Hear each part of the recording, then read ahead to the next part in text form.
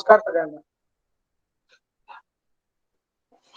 भारत आपले 75 वर्ष स्वातंत्र्याची पूर्ण करतोय आणि याच पार्श्वभूमीवरती विवेकानंद प्रबोधिनी आणि विवेकानंद केंद्र यांनी एकत्रितपणाने ही जी व्याख्यानमाला आयोजित केली आहे त्याच्यात एक पुष्प ठेवण्याची संधी मला मिळाली याच्याविषयी मला फार आनंद होतो आणि मी त्याविषयी धन्यवाद व्यक्त करतो. आजचा समजून घ्यायचा विषय म्हणजे भारताचं बदलतं परराष्ट्र धोरण. भारताला 75 वर्ष झाली तर मला असं वाटतं की एक आढावा आपल्याला घ्यायला हवा की भारताचं परराष्ट्र धोरण कसं बदलत गेलंय आतापर्यंत. एक धावता आपण आढावा घेणार आहोत आणि येत्या काळामध्ये भारतासमोरची काय परराष्ट्र धोरणाची रचना, परराष्ट्र धोरणाची दिशा असायला पाहिजे, त्याच्यात मला काय वाटतं की कशी असायला पाहिजे या दृष्टीने आपण हा विषय बघणार आहोत. संपूर्ण भारताला ज्या वेळेला स्वातंत्र्य मिळालं तो काळ असा होता की ज्या वेळेला द्वितीय महायुद्ध संपलेलं आहे, दुसरं महायुद्ध संपलेलं आहे आणि जगाच्या पटलावरती एक महासत्ता म्हणून अमेरिकेचं स्थान निर्माण व्हायला सुरुवात झालेली आहे. याच काळामध्ये सोव्हिएट रशिया सुद्धा स्वतःच एक स्थान निर्माण करतोय. सोव्हिएट रशिया सुद्धा अणुबॉम्ब तयार करतोय आणि काही काळातच सोव्हिएट युनियन सुद्धा एक महासत्ता म्हणून दुसरं केंद्र उभं राहतंय. जवळजवळ शीतयुद्धाच्या चौकटीच्या सुरुवातीला भारताचं स्वातंत्र्य. मला असं वाटतं की आपल्याला जर आपल्या परराष्ट्र धोरणाचा आढावा घ्यायचा असेल तर भारतामध्ये जितकी सरकार बनली आहेत, जितके प्रधानमंत्री बनलेले आहेत, त्यांच्या कालावधीमध्ये काय काय घटना घडत गेल्या आणि भारताची दिशा कशी बदलत गेली, कशी पुढे भारत येत गेला हे आपण बघत जाऊ. भारताचे पहिले पंतप्रधान होते जवाहरलाल नेहरू. नेहरू यांना भारतामध्ये प्रचंड बहुमताने त्यांचं सरकार स्थापन झालेलं होतं आणि नेहरूंच्या विषयी असा एक समज होता डिप्लोमसी मध्ये सुद्धा, म्हणजे बाकीच्या फॉरेन एक्सपर्ट्स मध्ये सुद्धा, की नेहरू नोज ऑल. त्यामुळे स्वतंत्र भारताची परराष्ट्र धोरणाची दिशा ठरवणारे पहिले नेते म्हणजे जवाहरलाल नेहरू आहेत. शीतयुद्धाची ऑफकोर्स चौकट होती आणि ह्या चौकटीतून भारताला थोडस स्वातंत्र्य देण्यासाठी नेहरूंनी नॅम ची योजना काढली, नॉन अलाइन्ड मुवमेंट. म्हणजे आम्ही युएसएच्याही पक्षामध्ये नाही आणि आम्ही युएसएसआर सोव्हिएट युनियनच्याही पक्षात नाही. आमची फॉरेन पॉलिसी ही सेपरेट आहे, कोणाही देशाच्या दिशेने झुकलेली नाही. आम्ही इश्यू वाईज कुठच्या देशाला पाठिंबा द्यायचा हे आम्ही ठरवू. वरकरणी बघायला अतिशय उत्तम पॉलिसी आहे, one of the best foreign policies ever. याचे काही प्लस पॉइंट असे आहेत की ह्या धोरणामुळे भारताची परराष्ट्र नीती, परराष्ट्र धोरण हे स्वतंत्र राहिले. भारताच्या स्वातंत्र्यापासून कोणाच्याही दडपणाखाली आम्ही कुठचाही निर्णय घेत नाही. याचं कारण असं आहे की याचा पाया आहे नॉन अलाइन्ड मुवमेंट पासून, की आम्ही कुठच्याही देशाच्या बाजूनी नाही. पाकिस्तानचं परराष्ट्र धोरण हे अमेरिकेच्या डिसिजन वरती, अमेरिकेच्या प्रेशरवरती अवलंबून आहे. भारताचं कुठच्याही देशाच्या प्रेशरवरती अवलंबून नाही. याचं कारण भारताच्या फॉरेन पॉलिसीचा पायाच नॅम आहे, नॉन अलाइन्ड मुवमेंट. आम्ही स्वतंत्र राष्ट्र आहोत आणि आम्हाला जे पटेल त्याला आम्ही पाठिंबा देऊ. वरकरणी कितीही योग्य वाटली, किती आयडियलिस्टिक वाटली, तरी सुद्धा या नॅमचा एक दोष असा होता, याच्यामध्ये 100च्या आसपास देशांची संघटना होती. भारताने याच्यामध्ये प्रयत्न असा केलेला की कुठच्याच देशाच्या बाजूनी धोरण नाही घ्यायचं आणि कुठच्याच देशाच्या विरोधात धोरण नाही घ्यायचं. आपल्या देशाचा विकास आपण करत राहायचा. पण एक गोष्ट लक्षात घेण्यासारखी अशी होती की तुम्ही वाघाला म्हटलं की मी तुला खात नाही, तर वाघ तुम्हाला खायचा राहणार नाही. नॉन अलाइनमेंट मुवमेंटचा सगळ्यात मोठा दोष हा आहे की तुम्ही अलिप्त राहिलात जगापासून, म्हणून जग तुमच्यापासून अलिप्त राहत नसतं. तुम्ही असं म्हटलं की आम्ही कशातच ढवळाढवळ करणार नाही, तर बाकीचे देश, बाकीची लोक तुमच्या ढवळाढवळ करण्याचं थांबवत नाहीत. अमेरिकेची स्पष्ट पॉलिसी होती, if you are not with us you are against us. त्यामुळे शीतयुद्धाच्या चौकटीत अमेरिकेच्या दृष्टीने भारताची फॉरेन पॉलिसी, भारताचं परराष्ट्र धोरण हे सोशलिस्ट, रशियन साईडचं, कम्युनिस्ट साईडचं. आणि एका अर्थाने तो काळ बघितला तर असं वाटेलही की एका अर्थाने पूर्वेकडे सगळेच देश साम्यवादी किंवा साम्यवादाकडे झुकलेले होते. पूर्वेकडे पूर्ण एक पोलादी पडदा युरोपात तर पडलेलाच होता. कम्युनिस्ट चायनामध्ये सुद्धा क्रांती झालेली होती. कम्युनिस्ट क्रांती सक्सेसफुल झाली होती 1949 मध्ये. कम्युनिस्ट क्रांती माओनी सक्सेसफुल केली चीनमध्ये. आणि भारताची ही सुरुवातीचे काही काळ म्हणजे 1950च्या नंतर आपण संविधान स्वीकारल्यापासून, भारत एक रिपब्लिक झाल्यापासून भारताची आर्थिक वाटचाल ही सगळी सोशलिस्ट आहे, सगळी साम्यवादी विचारधारेच्या जवळ जाणारी. स्वतः नेहरू थोडे साम्यवादाला जवळचे होते, थोडे विचारांनी सोशलिस्ट होते, समाजवादी विचारधारेचे होते, त्यांच्यावरती प्रभाव होता, पगडा होता या विचारांचा. आणि काही म्हणतीलही की देशाची त्या काळातली ही गरजही होती. ज्या देशामध्ये प्रचंड मोठ्या संख्येने गरिबी आणि भूकमरी आहे, त्या देशामध्ये सोशलिस्ट रिफॉर्म्सची, सोशलिस्ट पॉलिसीची गरजही होती. त्यामुळे भारताची सगळी धोरणं ही सोशलिस्ट स्टाईलनी होती. त्यामुळे अमेरिकेच्या दृष्टीने भारत हा साम्यवादाकडे झुकलेला, त्यामुळे भारत हा आपला शत्रू आहे, शत्रू राष्ट्रांपैकी एक, म्हणजे मित्र नाही नक्की असा एक राष्ट्र आहे. आणि सोव्हिएट युनियनच्या दृष्टीने तसा आपल्या बाजूचा, पण एक्झॅक्टली आपल्या बाजूचा नाही. म्हणजे पूर्णपणाने भारत साम्यवादी होता का, तर तसंही नव्हतं. म्हणजे खरं सांगायचं तर नॉन अलाइनमेंट मुवमेंट ही अशी असायला पाहिजे होती, त्याच्या मागचा थोडासा छुपा विचार असाही होता की दोन्ही बाजूनी जे चांगलं असेल ते आपल्याला स्वीकारता येईल. जर अमेरिकेच्या बाजूने गेलो तर रशियनची जी चांगली टेक्नॉलॉजी असेल ती आपल्याला मिळणार नाही, आणि रशियाच्या साईडने गेलो तर अमेरिकेकडनं आपल्याला काही मिळणार नाही. त्याच्याऐवजी इश्यू बेस्ड पाठिंबा देत दोघांकडचे चांगलं एकत्रित करून देशाला पुढे न्यावं. ही पॉलिसी फेल अशासाठी झाली की दोन्ही देशांकडनं आपल्याला काहीच मिळालं नाही, दोन्ही देशांनी आपल्याकडे पाठच फिरवली. भारत जवळचा नाही म्हणून अमेरिकेला पाकिस्तान जवळचा वाटायला लागला, आणि भारत तसा अगदी रशियाच्या बाजूनी नाही म्हणून चीन ज्या कुरापती भारताच्या विरोधात करत होतं त्याला पायबंद रशिया घालायला तयार नव्हता, त्याच्याकडे ते दुर्लक्ष करत होते. नेहरूंच्या या नॅम मुवमेंटचा सगळ्यात मोठा ड्रॉबॅक हा आहे की आपण ऍक्च्युली दोन्ही बाजूनी राहायचा प्रयत्न केला, पण शेवटी त्याचा its end was that we were not on any one side. आम्ही कुठेच नव्हतो. एस जयशंकर त्यांच्या आत्ताच्या द इंडिया वे पुस्तकामध्ये एक छान प्रश्न विचारतात.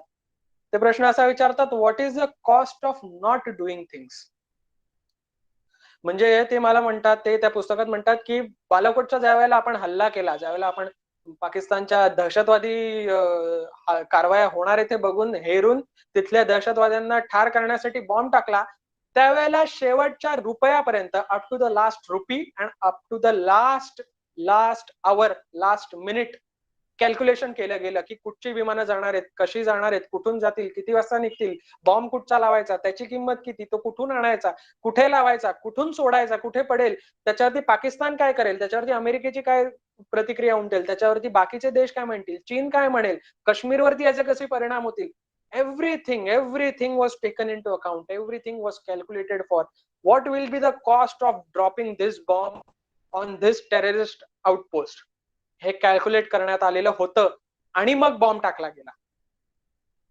एस जयशंकर थोडा वेळ थांबतात आणि लिहितात, what is the cost of not dropping a bomb.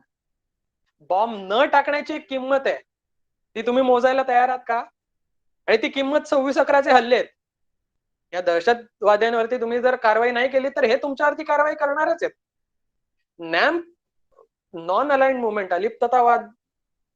अलिप्ततावादाचा सगळ्यात मोठा ड्रॉबॅक हा होता की तसं आपल्या बाजूने कोणीच नव्हतं. ज्या वेळेला जग दोन कॅम्पमध्ये डिवायडेड होतं त्यावेळेला आम्ही मध्येच होतो. आम्ही अशा राष्ट्रांचा एक गट निर्माण करण्याचा प्रयत्न केला की जे नवीन नवीन स्वतंत्र झालेले आहेत, उदाहरणार्थ इंडोनेशिया, सिंगापूर, फिलिपिन्स, नासिरने क्रांती केलेली इजिप्तमध्ये त्याच काळामध्ये, हे जे सगळे राष्ट्र होती, या सगळ्या राष्ट्रांना एकत्र घेऊन एक गट असा निर्माण करायचा प्रयत्न केला की ज्याला स्वतःच्या उद्धाराला सोडून कुठची परराष्ट्र नीती नसावी, इश्यू बेस्ड सपोर्ट द्यावा. पण हे सगळी इतकी छोटी राष्ट्र होती की ती ह्या दोन राष्ट्रांच्या खेळामध्ये मधली एक प्यादी बनत गेली. याचा फटका बसला भारताला. युएनच्या स्थापनेमध्ये भारताचा फार मोठा वाटा होता, हे निश्चित आहे. एक काळ असा दिसला की ज्याच्यामध्ये अलिप्ततावाद चळवळ हीच योग्य वाटायला लागली. कारण आपल्याला दोन्ही बाजूनी झुकता येत होतं, पण आपण झुकलो कुठच्याच बाजूनी नाही. खरे झुकलो ते साम्यवादाच्या दृष्टीने. नेहरूंनी सगळ्या पॉलिसी म्हणजे म्हणायला नॉन अलाइंड आणि सगळ्या पॉलिसीज या साम्यवादाच्या, कम्युनिझमच्या, सोशलिस्ट पॉलिसीज. असं होत गेल्यामुळे ऍक्च्युअली झालं असं की काश्मीरचा जेव्हा मुद्दा UN मध्ये भारताने नेला, स्वतःहून नेला, नेहरूंनी स्वतःहून नेला, त्यावेळेला आपली पाठराखण कुठच्याच देशांनी केली नाही. नंतरच्या काळामध्ये नेहरूंनी हे मांडलेलं सुद्धा आहे की काश्मीरचा प्रसंग मी युनो मध्ये घेऊन गेलो, ही माझी चूक झाली. हे नेहरूंनी, मला वाटतं फार मोठं मन असावं लागतं, एवढ्या मोठ्या माणसांनी स्वतःची चूक मान्य करण्यासाठी जिगर लागते. ही सोपी गोष्ट नाहीये. पण तरी सुद्धा मर्यादा पाळून नेहरू हे म्हणालेले की काश्मीरची गोष्ट मी युनो मध्ये नेली, माझी चूक झाली.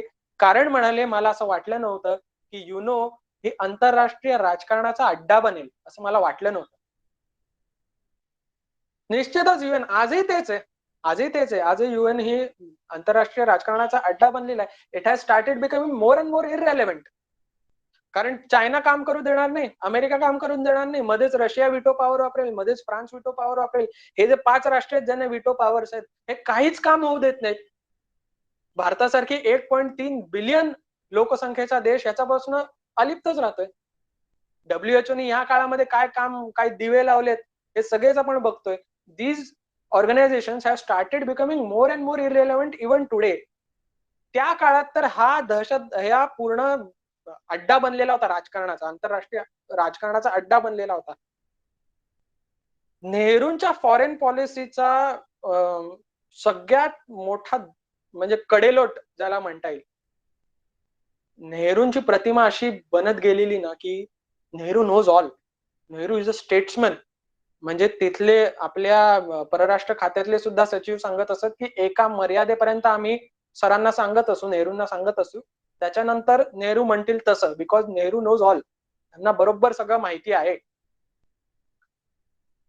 पण सगळ्यात मोठा फटका ह्या म्हणजे नेहरूंच्या लेगसीची अजून गोष्ट सांगायची म्हणजे जे नवीन स्वतंत्र झालेले राष्ट्र होते की जे लोकतंत्राच्या मार्गावरती चालत होती, सुकार्णोपुत्री मेघावती आता ज्या आहेत, त्यांचे वडील डॉक्टर सुकार्तो आणि सुहार्तो यांनी इंडोनेशियात क्रांती केली, लोकशाहीची क्रांती करायचा प्रयत्न केला. इजिप्तमध्ये नासरनी लोकतंत्राचा प्रयोग करण्याचा प्रयत्न केला. या सगळ्यांचं प्रेरणास्थान भारत आणि त्यातलं नेहरूंचं नेतृत्व. भारत एक असा देश बनत चाललेला होता ज्याचं लोकतंत्र प्रबळ आहे, ज्याची एका अर्थाने आर्थिक ताकद सुद्धा वाढू शकते, पोटेन्शियल आहे, ज्याची जनता सेक्युलर आहे, बऱ्याच प्रमाणात इंग्लिश स्पीकिंग सुद्धा आहे, नाही असं नाही. तेव्हापासूनच इंग्रजांचं राज्य असल्यामुळे क्लर्क्स तयार होते आपल्याकडे. सगळ्यात मोठा कडेलोट झाला तो 62च्या युद्धाच्या वेळेला. 62च्या युद्धामध्ये भारताचा सपाटून पराभव झाला. फक्त लष्करी पातळीवरती झाला असा नाही. लक्षात घ्यायची गोष्ट ही आहे, परराष्ट्र धोरणाच्या दृष्टीने युद्धाकडे बघितलं, 62च्या युद्धाकडे बघितलं तर चीनला काय मिळालं 62च्या युद्धात? 62चं युद्ध झालं, अरुणाचल प्रदेश चीननी ताब्यात घेतलेला होता आणि इकडे अक्साई चीनचा तुकडा ताब्यात घेतलेला होता. पुढे ज्या वाटाघाटी झाल्या त्याच्यामध्ये अरुणाचल प्रदेश त्यांनी सोडून दिला आणि अक्साई चीन जसा होता तसाच राहिला. म्हणजे खरं सांगायचं तर युद्धाच्या दृष्टीने, सैनिकी दृष्टीने चीनला काय मिळालं?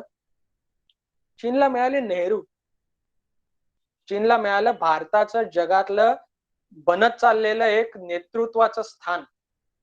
चीनला मिळालं भारताचं जे एक विशाल असं स्थान निर्माण होत होतं जगात, की जग सगळं आदर्शवत म्हणून बघत होतं भारताकडे, की काय डेमोक्रेसी आहे, काय सैन्य आहे, काय आर्थिक योजना राबवतायत, सोशलिस्ट असू नाही तर भांडवलशाही असोत, पण लोकांचा विकास होतोय. हे जे काय सगळं सुरू झालेलं होतं हे बघवत नव्हतं चीनला, आणि ह्या सगळ्या युद्धात मिळाले ते नेहरू. 62च्या युद्धानंतर लता मंगेशकरांनी अजरामर करून ठेवलेलं गाणं, लतादींनी गायलेलं ए मेरे वतन के लोगो जरा आंख में भर लो पाणी, हे गाणं ऐकताना नेहरू अक्षरशः रडले. आणि फार पर्सनल लेवलला धक्का लागला नेहरूंना, असं म्हणायला हरकत नाही, कारण he was on dictating terms of Indian foreign policy, आणि हा तर कडेलोट होता, ढकलून दिलेला अक्षरशः. 62च्या युद्धाचा सैनिकी जितका परिणाम आहे ना, त्याच्याही पेक्षा मोठा परिणाम मानसिक आहे. भारताच्या मनावरती डाग लागला की आम्ही हरलो, आम्ही भयानक हरलो. आम्ही अजिबात तयार नव्हतो. याचं एकमेव कारण लष्करी पातळीवरती अतिशय दुर्लक्ष. नेहरूंचं असं म्हणणं होतं ही मिसरेड द चायनीज अजेंडा. ज्या वेळेला तिबेट गिळंकृत केला त्याच वेळेला आम्ही जागे व्हायला पाहिजे होतो. आम्ही तिबेट गिळंकृत करू दिला. आम्ही मान्य केलं. चीन मान्य नाही करत अजूनही. अरुणाचल प्रदेश भारताचा अविभाज्य भाग आहे, पण भारत मान्य करतं की तिबेट चीनचा अविभाज्य घटक आहे. त्याच्याविषयी आम्ही काही बोलत नाही. आम्ही तयारच नव्हतो. हे राष्ट्र काय आहे आणि हे जगाचं राजकारण कसं चालतं याच्या भोंगळ संकल्पना असलेले नेहरू ऐन चीनच्या तावडीत सापडले आणि भारताचा भयानक अपमानास्पद पराभव झाला. खऱ्या अर्थाने भारताच्या फॉरेन पॉलिसी मधला पहिला कॉन्ट्रडिक्शन, पहिली चकमक, पहिली घडामोड कुठे घडली असेल तर ती खरी 47लाच घडलेली. भारताबरोबर अजून एक बांडगुळ जन्माला आलं म्हणजे पाकिस्तान. आणि पाकिस्तानची संपूर्ण परराष्ट्र नीती ही भारताला पाण्यात पाडणारी, भारताचं वाटोळ कसं होईल ही एकमेव अजेंडा. त्यांनी या 62च्या युद्धाचा भारताच्या मनावर झालेला परिणाम पाहिला. 62च्या युद्धानंतर नेहरू फार काळ जगले नाहीत. 2-3 वर्षातच त्यांचं निधन झालं. खरं तर नेहरूंनी 1959 सालीच राजीनामा दिलेला की आता माझं वय झालंय, आता मला हे काम झेपत नाहीये, आता माझा उत्तराधिकारी म्हणून आपण कोणाला तरी निवडूया. पण त्यांचा राजीनामा स्वीकारला गेला नाही. त्यांना त्याच पदावरती राहावं लागलं काही काळ.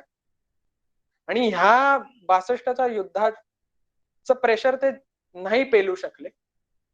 काही काळातच जवाहरलाल नेहरूंचा मृत्यू झाला आणि जवाहरलाल नेहरूंच्या नंतर भारताचे दुसरे पंतप्रधान झाले लाल बहादूर शास्त्री. शास्त्रींच्या समोर सगळ्यात मोठं आव्हान हे पाकिस्तानचं उभं राहिलं. कारण पाकिस्तानने हे बघितलं की 62च्या युद्धामध्ये भारताचं भयानक हार झालेली आहे. ह्याचा परिणाम मनावरती सुद्धा आहे भारताच्या. त्यामुळे हेच औचित्य साधून पाकिस्तानने 65 साली भारतावरती आक्रमण करण्याचा प्रयत्न केला. पण का होईना भारताने प्रतिहल्ला केला. लाहोर कंटोन्मेंट पर्यंत आपल्या सेना गेल्या. पाकिस्तानला माघार घ्यावी लागली. हे लष्करी पातळीवरती सगळं युद्ध महत्वाचं आहे, पण त्याच्याहून महत्वाचं आहे ताश्कंतचा करार. मी जे म्हटलं नॉन अलाइन्ड मुवमेंटचा आपल्याला जो फटका बसला तो खरा आपल्याला जाणवला ताश्कंतच्या करारात. याचं कारण असं आहे की हा करार एकत्र बसून बोलण्यासाठी कोण राष्ट्र होती? भारत होता, पाकिस्तान होता, रशिया होता, म्हणजे सोव्हिएट युनियन होता आणि अमेरिका होती. ह्या सगळ्यामध्ये भारताची बाजू एकाही राष्ट्राने घेतली नाही. खरं असं व्हायला पाहिजे होतं की सोव्हिएट युनियननी किंवा अमेरिकेने आपली बाजू घ्यायला पाहिजे होती, कारण आपण इश्यू बेस त्यांना पाठिंबा देत होतो. पण उलट हे झालं, भारत हे शत्रू राष्ट्र समजल्यामुळे अमेरिकेचा पाकिस्तानला पाठिंबा आणि भारत अगदी साम्यवादी राष्ट्र नाही म्हणून रशियाचा आपल्याला नसलेला पाठिंबा. त्यामुळे प्रेशर फक्त भारतावरती होतं. भारताने असंख्य बलिदान देऊन जिंकलेल्या खिंडी, जिंकलेले रस्ते, जिंकलेले डोंगर परत करावे लागले. आम्ही युद्धात नाही म्हणायला जिंकलो, पण आम्ही कागदावरती सह्या करताना मात्र हरलो. ताश्कंतला लाल बहादूर शास्त्री गेले, ते परत आलेच नाहीत. कोणी म्हणतं विषबाधा झाली, कोणी म्हणतं हार्ट अटॅक आला, कोणी म्हणतं दगाफटका झाला, कोणी म्हणतं सीआयएनी मारलं, कोणी म्हणतं USSRनी मारलं, कोणी म्हणतं पाकिस्तानी इंटेलिजन्सनी मारलं. सत्य आज तक उजागर झालेलं नाही. त्याच्यावरच्या कमिशन रिपोर्ट अजूनही डिक्लासिफाय झालेल्या नाहीत. जे काही आहे ताश्कंतच्या करारामध्ये भारताची पुन्हा एकदा हार झालेली. विजय नाही झाला इतकं निश्चित. हार म्हणता नाही येणार अगदी, पण विजय नाही झाला. जो विजय आम्ही मिळवलेला, आम्ही कंटोन्मेंट पर्यंत पोहोचलेलो लाहोरच्या, आम्ही मनात आणलं असतं तर आम्ही इस्लामाबाद पर्यंत पण पोहोचू शकलो असतो. ते आम्हाला सगळंच्या सगळं परत करून स्टेटस को वरती परत यावं लागलं. शास्त्रीजींच्या कालखंडामधला सगळ्यात महत्वाचा करार म्हणजे ताश्कंतचा करार फॉरेन पॉलिसीच्या दृष्टीने. लाल बहादूर शास्त्रींच्या नंतर इंदिरा गांधींनी सरकार स्थापन केलं. इंदिरा गांधींच्या काळामध्ये फॉरेन पॉलिसीमध्ये आमूलाग्र बदल घडत गेले. मला असं वाटतं की हा काळ आहे ना, त्याला मी असं म्हणेन की ज्या काळामध्ये भारताने गोष्टी जशा आहेत तशाच्या तशा त्यांच्याकडे बघायला सुरुवात केली. We started looking at things as they are, not from a perspective of how we wish they were, how Nehru wished that UN would solve the issue of Kashmir. Rather, India started looking at things as they are. Indira गांधीच्या काळामधला foreign policy मधला shift सगळ्यात मोठा हा आहे की भारताने खरोखरीच बाजू घेतली आणि ती सोव्हिएट युनियनची बाजू घेतली, रशियाची बाजू घ्यायला सुरुवात केली. कारण अजूनही धोरण साम्यवादी, इंदिरा गांधींवरती साम्यवादी धोरणांचा प्रभाव होता, समाजवादी विचारांचा पगडा होता आणि कदाचित त्याही काळात, we don't know now but maybe, भारताला साम्यवादी धोरणांची गरज होती. त्यामुळे भारताने कठोरतेने निवडलेला चॉईस म्हणजे रशिया. भारताची सगळी धोरणं रशियनच्या बाजूनी, सगळी धोरणं USSRच्या बाजूनी, अमेरिकेच्या विरोधातली. कारण नाहीतरी त्यांनी पाकिस्तानची बाजू घेतली ना, because America took the side of Pakistan, we had to choose a side and we chose it as Russia. Indira गांधीच्या काळामध्ये ईस्ट पाकिस्तानमध्ये खळबळ उठली. मुजीबुर रहमानचा पक्ष अवामी लीग यांना पाकिस्तानच्या संसदेत बहुमत मिळालं, पण ते भाषणी बंगाली होते त्यामुळे त्यांना सत्ता स्थापन करू द्यायची नाही. त्यामुळे लष्करी जनरलनी लाथ मारली डेमोक्रेसीला आणि ताब्यात घेतलं. भुट्टोनी सुद्धा सगळे मदत करायला सुरुवात केली. बांगलादेशमध्ये प्रचंड अत्याचार सुरू झाले. त्याहूनही फॉरेन पॉलिसीच्या दृष्टीने भारतामध्ये निर्वासितांची संख्या खूप मोठ्या प्रमाणाने यायला लागली. 1 कोटीच्या वर निर्वासित आत्ताच्या बांगलादेशमधनं, त्या काळच्या पूर्व पाकिस्तानातनं भारतात आले. निर्वासित ज्यावेळेला एखाद्या राष्ट्रामध्ये येतात, या निर्वासितांचा फार मोठा प्रॉब्लेम असतो, कारण ह्यांच्याबरोबर करायचं काय असा प्रश्न पडतो. ह्यांना परत तर पाठवता येत नाही कारण तिथे अजूनही अत्याचार चालूच असतात, पण यांना इथे ठेवता येत नाही कारण तेवढा खर्च हा एक्सचेकरला बसत असतो. Exchequer has to pay for their sustenance. त्यामुळे ज्या वेळेला निर्वासित लोक मोठ्या प्रमाणात येतात त्यावेळेला त्यांचं एक्झॅक्टली करायचं काय, हा फक्त भारतासाठी नाही, हा जगातल्या सगळ्या ठिकाणी, पॅलेस्टाईन मध्ये सुद्धा हाच प्रश्न आहे. आजच्या रोहिंग्या मुस्लिमांचा सुद्धा हाच प्रश्न आहे. युगोस्लावियाच्या वेळेला सुद्धा हाच प्रश्न झालेला होता. या निर्वासितांचा काय हे करायचं. आता आयसिसच्या प्रकरणामध्ये युरोपमध्ये काही निर्वासित गेले, त्यांचाही तोच प्रश्न आहे की ह्यांचं करायचं काय, यांना ह्या देशात राहू द्यायचं काय, यांना डिपोर्ट करून परत पाठवायचं. अशी 1 कोटी संख्येने निर्वासित लोक भारतात आले आणि हा प्रश्न डोईजड व्हायला लागला. तेव्हा इंदिरा गांधींनी सॅम मॉनेक्शॉंना बोलवलं, आपल्याला हा मुद्दा लष्करी पातळीवरती सोडवायला हवा हे सांगितलं, कारण अनन्वित अत्याचार होते. शब्दांनी, सभ्य तोंडानी बोलू नये इतके भयानक अत्याचार होत होते. हे मानवतेला धरून सुद्धा नव्हतं आणि परराष्ट्र धोरणाला सुद्धा धरून नव्हतं. म्हणून इंदिरा गांधींनी सॅम मॉनेक्शॉंना सांगितलं, भारताचं लष्कर सुसज्ज व्हायला कालावधी घेतला गेला आणि पूर्व पाकिस्तानमध्ये भारताच्या सेना घुसल्या. 13 दिवसात बांगलादेश स्वतंत्र केलं. इथे मी एक गोष्ट सांगू इच्छितो, थोडासा विषयांतर होतंय पण सांगणं गरजेचं आहे. Use of military power as a strong arm of diplomacy हे भारताला जितकं जमलंय तितकं कदाचित जगातल्या कुठच्याच देशाला जमलेलं नाही. याचं कारण मला असं वाटतं, असं मी सांगेन की ज्यावेळेला तुम्ही एखादी मिलिटरी हालचाल करता त्यामागे तुमचा उद्देश तुम्ही सफल करता का नाही, दॅट काउंट्स. बांगलादेशमध्ये सेना घुसवण्यामागचा भारताची भूमिका ही होती की बांगलादेश स्वतंत्र करायचा. 13 दिवसात केला आम्ही आणि आमचं सैन्य मागे घेतलं. 90,000 सैनिकांना शरणागती पत्करावी लागली पाकिस्तानच्या. इतिहास सगळ्यांना माहिती आहे आपल्याला. इतकं मोठं मिलिटरी सक्सेस बाकी जगात कोणाला मिळालेलं नाही. इतक्या स्विफ्टली आणि इतक्या डिसायसिव्हली भारताने ही मिलिटरी टॅक्टिक वापरली. अफगाणिस्तानमध्ये अमेरिकेच्या सेना घुसल्या. अमेरिकेचं त्याच्या मागचं धोरण काय होतं, तालिबानला उचकटवून टाकणे. काय झालं, शक्य झालं त्यांना? नाही झालं. त्याच्याही आधी सोव्हिएट युनियनने सैन्य पाठवलेलं. त्याच्या मागे काय त्यांचा उद्देश होता, अफगाणिस्तानातलं साम्यवादी सरकार टिकवणं. ते टिकलं का? नाही टिकलं. इस्रायलचं धोरण काय आहे? बंदुकीच्या ताकदीवरती पॅलेस्टाईन ताब्यात घ्यायचा. शक्य झालंय का त्यांना? नाही शक्य झालं. पाकिस्तानचं काय धोरण आहे? दहशतवादाच्या ताकदीने बंदुकीच्या जोरावरती काश्मीर ताब्यात घ्यायचा. शक्य झालंय का त्यांना? नाही शक्य झालेलं. पण भारताला शक्य झालं बांगलादेश स्वतंत्र करणं 13 दिवसात.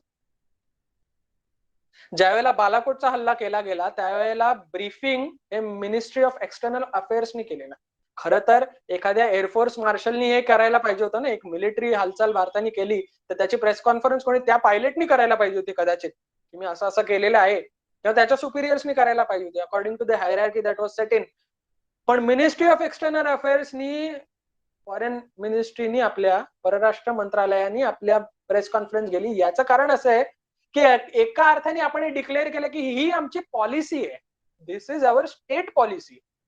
हे आता आम्ही एक मिलिटरी हालचाल केलेली नाही, this is our president's, this is how we will act in the future. If tomorrow we understand that there are 300 or 400 terrorists hiding in the launch pads, our jet planes will come and it will bomb you to shit. ही आमची state policy राहील. दहशतवादाचा आम्ही मुकाबला असा करणार आहोत. म्हणून external affairs मिनिस्ट्रीनी त्याची प्रेस कॉन्फरन्स घेतलेली. भारताने military tactic as a state diplomacy फार उत्तम प्रकाराने वापरली, जिथे जिथे वापरली. सर्जिकल स्ट्राईक सुद्धा आपण जो काश्मीरमध्ये केला उरीच्या हल्ल्यानंतर, परफेक्ट परफेक्ट एक्झिक्युशन. नॉर्थ ईस्टच्या स्टेटमध्ये सुद्धा, म्यानमारमध्ये सुद्धा घुसून आपण सर्जिकल स्ट्राईक केला. त्याच्यानंतर नॉर्थ ईस्ट मधली दहशतवादी संघटनेचं आपण फार कंबरड मोडलं. We achieved what our military objective was because it was supported by military thought. 1999 साली कारगिलच्या युद्धामध्ये सुद्धा LOC क्रॉस न करणं हा निर्णय इतका परफेक्ट होता की ज्याच्यामुळे आपण आपल्या मिलिटरी ताकदीला, डिप्लोमसीला सफल करू शकलो. आपण एकही पीक पाकिस्तानच्या ताब्यात दिलं नाही. सगळ्याच्या सगळा जेवढा त्यांच्या ताब्यात होता सगळा मोकळा केला आपण. Using military as a strong arm of diplomacy has been a very plus side on the Indian part. Bangladesh आम्ही 13 दिवसात मोकळा केला. इतकंच नाही, त्याच वेळेला इंदिरा गांधींची योजना अशी होती, भारत सरकारची योजना अशी होती की इकडचं सैन्य हलवून काश्मीर मोकळा करून घ्यायचा. आता पाकिस्तानचा कंबरड मोडलेला आहे, तवा गरम आहे, आत्ताच काय ते करून घेऊ. पण लक्षात घ्यायची गोष्ट अशी आहे की त्यावेळेला इंदिरा गांधींनी रशियाची साईड घेतली म्हणून बरं झालं. या बांगलादेश मुक्ती संग्रामाच्या वेळेला युएस आणि त्यांचं USS एंटरप्राइज बंगालच्या खाडीमध्ये आणून उभं केलेलं होतं. पण आम्ही रशियाच्या बाजूनी होतो म्हणून रशियाने सुद्धा त्यांची एक न्यूक्लिअर सबमरीन पाठवलेली होती. त्यामुळे अमेरिकेला फार पुढपर्यंत येता आलं नाही, ऍक्टिव्हली इन्व्हॉल्व्ह होता आलं नाही. भारत सरकारचे धोरण होतं की आत्ताच काश्मीर मोकळा करून घेऊया. पण बाकी ताकदींनी, बाकी आंतरराष्ट्रीय समूहांनी आपल्यावरती दबाव टाकायला सुरुवात केली आणि आपल्याला वाटाघाटींपर्यंत यावं लागलं. इंदिरा गांधींच्या काळात पाकिस्तान बरोबर साईन झालेला सर्वात महत्वाचा करार म्हणजे शिमला करार. या शिमला कराराचं सगळ्यात महत्वाचं कलम म्हणजे काश्मीर हा भारत आणि पाकिस्तान मधला बायलॅटरल इश्यू आहे. याच्यामध्ये दुसऱ्या देशाची ढवळाढवळ आम्ही सहन करणार नाही. ह्या कलमाचं महत्व इतकं आहे की आज सुद्धा पाकिस्तान युनो मध्ये बोंबाबोंब करतात. आज सुद्धा इम्रान खान बोंबाबोंब करतात की काश्मीरमध्ये एवढे मानव अधिकार चेचले जात आहेत लोकांचे आणि जग शांत कसं काय. जगानी म्हणजे कोणी? अमेरिकेने याच्यात हस्तक्षेप करावा. डोनाल्ड ट्रम्पनी सुद्धा आपल्याला थोडं ऑफर देऊन बघितलेली की त्यांना हवं असेल तर मी त्या गोष्टीमध्ये बोलू इच्छिन. जसं काही डोनाल्ड ट्रम्प कोणीतरी मोठा आणि भारत आणि पाकिस्तान हे छोटे, दोन छोट्यांमधलं भांडण अमेरिका सोडवायला येणार, ही त्याच्या मागची भूमिका लक्षात घ्या. पण शिमला कराराच्या कागदाला आम्ही चिकटून राहिलो आणि सांगितलं की काश्मीर हा आमच्यातला आणि पाकिस्तान मधला करार आहे, आमच्यातला आणि पाकिस्तान मधला मुद्दा आहे आणि ह्याच्यामध्ये आम्ही तिसऱ्या देशाची ढवळाढवळ सहन करणार नाही. भारताची फॉरेन पॉलिसी कशी शिफ्ट होते बघत जा. आतापर्यंत आम्ही दडपणाखाली होतो. आतापर्यंत आम्ही शीतयुद्धाच्या चौकटीत स्वतःला ऍडजस्ट करू इच्छितोय. आता एक समर्थ राष्ट्र म्हणून घडण्याची सुरुवात भारताची झाली. पंच उषट काल आहे की जिथे आम्हाला आमच्या ताकदीचं महत्व कळायला लागलं, आमच्या ताकदीची जाणीव आम्हाला व्हायला लागली की आम्ही जर घुसलो तर आम्ही 13 दिवसात एक देश स्वतंत्र करू शकतो. इंदिरा गांधींच्या पंजाबचं धोरण फसत गेलं, ऑपरेशन ब्लू स्टार झालं, त्याच्यात इंदिरा गांधींची हत्या झाली. इंदिरा गांधींच्या हत्येनंतर राजीव गांधींनी पंतप्रधान पदाची शपथ घेतली. राजीव गांधींच्या काळातली फॉरेन पॉलिसी हे भारताचा वाढलेला कॉन्फिडन्स दाखवतं. Bharat was more proactive in taking part in international discussions, in international forums. आता भारत थोडा कॉन्फिडंट होऊन बाहेर आलेला आहे. ज्यावेळेला म्हणजे असं म्हणता येईल की त्यावेळेची आपली जी रचना होती त्याच्यात हा जो साऊथ ईस्ट एशिया आहे, या साऊथ ईस्ट एशियामध्ये आम्ही राजे होतो. दिस इज अवर प्लेग्राऊंड. आणि इथे आम्ही बाकी देशांची घुसखोरी, बाकी देशांची ढवळाढवळ सहन करणार नाही, या विचारांकडे भारत यायला लागलेला आहे. त्यामुळे ज्यावेळेला श्रीलंकेमध्ये एलटीटीच्या दहशतवाद्यांचा एक उद्रेक घडून आला, तमिळ लिबरेशन, तमिळ टायगर्स, त्यावेळेला भारताने त्याचं सैन्य पाठवायला अजिबात भारत कचरलेला नाही as a peace keeping force.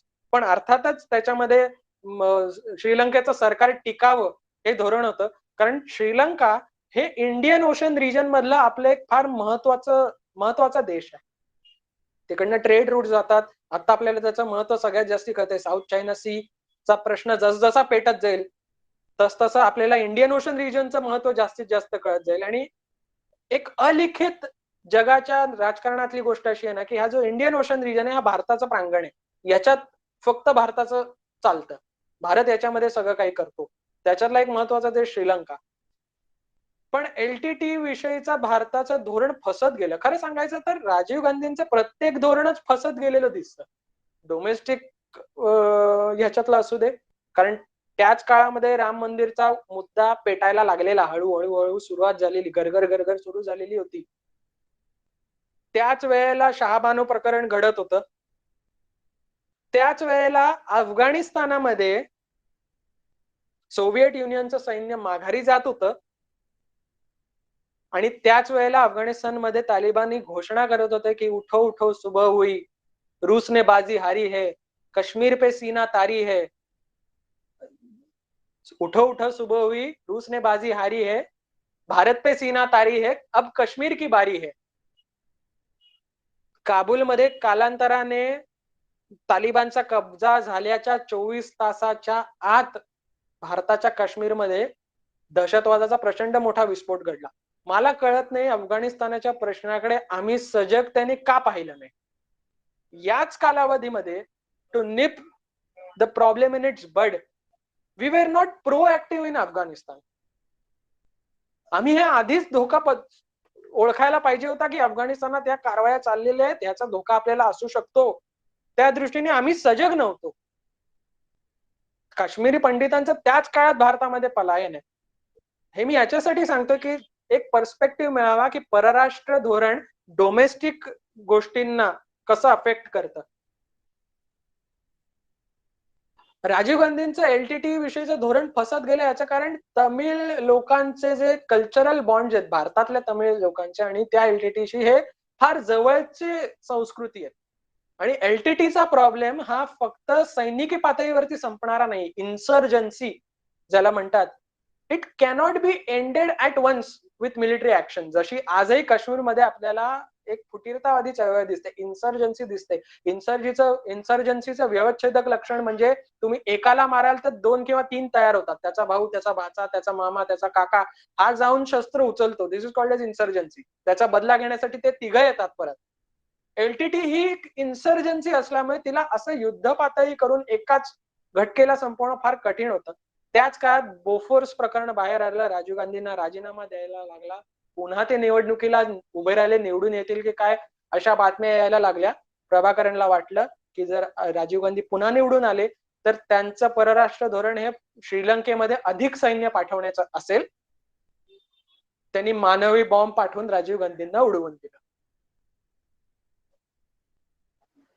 भारताच्या परराष्ट्र धोरणाचा फटका असा घरात येऊन पडला, असा निखारा आमच्या खिडकीतून आमच्या घरात टाकला गेला. आम्हाला कल्पना नव्हती, अर्ध्या अधिक जनतेला कल्पना नव्हती एलटीटी कोण आहे, प्रभाकरण कोण आहे. त्यांनी राजीव गांधीच्या विस्फोटात दाखवून दिला की परराष्ट्र धोरण हे घरी कसं काम करतं, घरपर्यंत त्याचे कशी झळ पोचते. राजीव गांधींच्या नंतरचा काळ हा थोडा उथलपुथल म्हणतात ज्याला, वर खाली होणारा काँग्रेसच्या, म्हणजे त्या काळात सगळ्यात मोठी पार्टी काँग्रेस राहिलेली होती, त्याच्यात सुद्धा घडामोडी आहेत, त्याच्यात सुद्धा उतार चढाव आहेत त्याच्यात सुद्धा. नरसिंह राव यांची जी सरकार आली याचा सगळ्यात मोठा प्लस पॉइंट मला असा वाटला की आर्थिक धोरणांवरती भर देणं. खरं सांगायचं तर फॉरेन पॉलिसीच्या दृष्टीने शांतता प्रस्थापित करणं हेच नरसिंहराव सरकारचं फार मोठं प्लस म्हणावं लागेल, फार मोठी त्यांची ही येते मिळकत आहे. कारण इतक्या सगळ्या घडामोडींमधनं भारताचा विकास कसा आपल्याला करता येईल.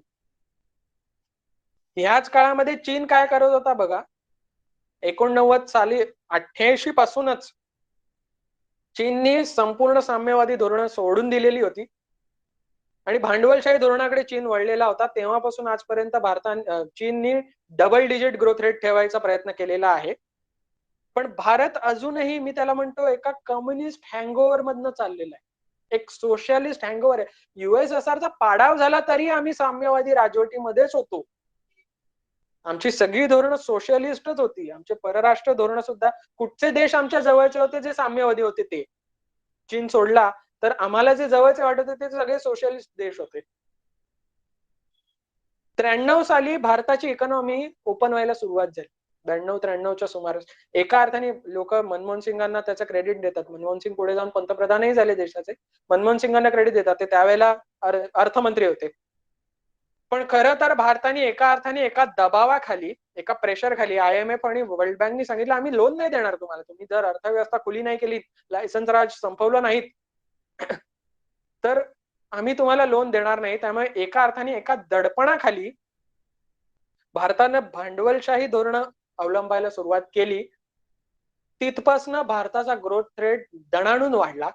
भारतामध्ये येणारं फॉरेन डायरेक्ट इन्व्हेस्टमेंट FDI चा टक्का वाढत गेला. भारताने साधारण ऍव्हरेज 7 ते 8% ग्रोथ रेट मिळवण्याचा प्रयत्न केला आणि बऱ्याचशा अंशी भारत त्याच्यात सफल होऊ लागला.